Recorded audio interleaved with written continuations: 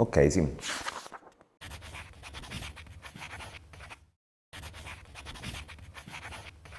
L'idea di raccontare questa storia è nata da una memoria essenzialmente perché un'amica mi ha parlato di questo viaggio, mi ha ricollegato al passato in quanto anche i miei nonni hanno fatto questo viaggio e diciamo in qualche modo la mia famiglia ha un background cattolico abbastanza importante. Si è creato subito in me un collegamento mentale che mi ha portato al passato, una specie di riscoperta delle origini, delle radici e anche una volontà di ricollegarmi. Io poi mi sono discostato da quel mondo, ma c'è sempre stata una volontà di comprenderlo meglio, di capirlo meglio e questa è stata un'occasione perfetta, direi.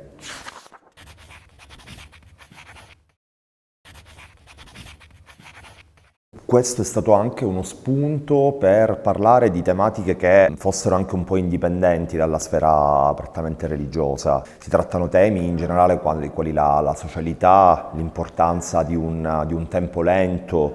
Fare questo tipo di viaggio in treno, un viaggio molto lungo, di quasi 50 ore, ti permette infatti di riscoprire un po' dei valori che sono un po' andati persi, sopraffatti dalla velocità contemporanea. Quindi se da una parte si affrontavano queste tematiche religiose, ma dall'altra, ed era anche forse una cosa che mi interessava ancora di più, si trattavano tematiche generali della nostra società, dei nostri tempi, della nostra cultura. Questo treno è fatto da persone che possono fare soltanto questo tipo di viaggio in treno perché hanno magari delle disabilità motori e quindi non possono proprio fare altri tipi di viaggio, ma insieme a loro c'è tutto un sistema di assistenza e di volontariato che permette a queste persone di poter fare la loro vacanza in qualche modo, altrimenti non potrebbero farlo. E questi sono dei valori che in questo caso riguardano la sfera cattolica, ma l'umanità è un qualcosa che dovrebbe essere un po' universale, no? Mi è piaciuto molto questo, il poter trattare di temi religiosi, ma parallelamente trattare di temi umani, in qualche modo.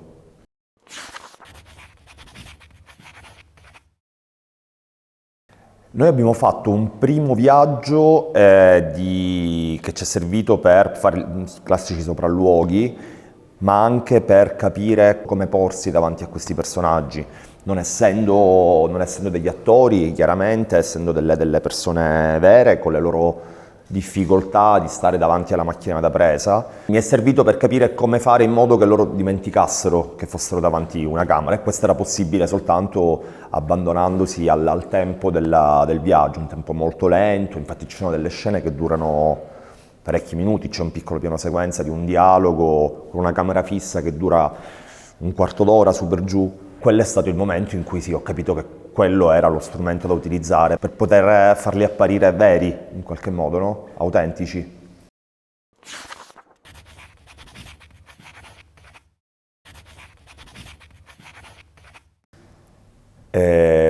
Allora sì, questo lavoro mi è servito tanto, intanto si tratta del mio primo documentario, vengo dal mondo dei cortometraggi di finzione soprattutto. Mi è assolutamente servito questo viaggio per capire in che modo approcciare una realtà umana e in che modo pormi di fronte a questa realtà umana, con che tipo di distacco, con che tipo di occhio, senza interrompere, valorizzando il più possibile l'aspetto dell'ascolto. Grazie a te, grazie a voi.